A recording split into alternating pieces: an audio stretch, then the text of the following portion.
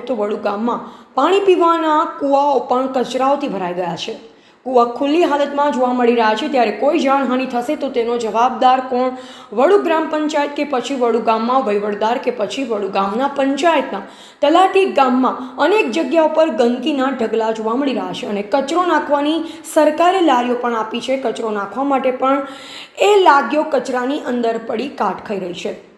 ત્યારે વડુ ગામમાં પાણીની ટાંકી અનેકો વર્ષોથી નિષ્ફળ થયેલ હોય અને બીજી બાજુ ટાંકીની ઉપર તિરાડો પડી ગઈ છે તેવી હાલતમાં ટાંકી જોવા મળી રહી છે।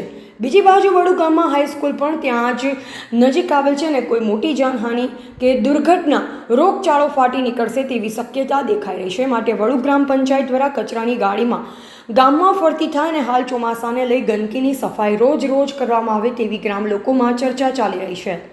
વડુ ગ્રામ પંચાયત અને વડુ ગામના નાગરિકો દ્વારા ગરીબોની રોજીરોટી અને કેબિનો તોડી નાખવામાં આવે છે। ત્યારે અનેકો જગ્યા પર પથરા અને મોટા મેટલ જોવા મળી રહ્યા છે અને નાના ભૂલકાઓ સ્કૂલે જતા હોય અને કોઈને ઠોકર વાગશે અને કોઈ મોટી જાનહાનિ થશે તો તેનો જવાબદાર કોણ? આ રસ્તાની સાફ સફાઈ વહેલી તકે કરાવે તેવી લોકમાંગ પણ ચર્ચા ચાલી રહી છે। રિપોર્ટર સરફરાઝ દિવાન, વડુ પાદરા।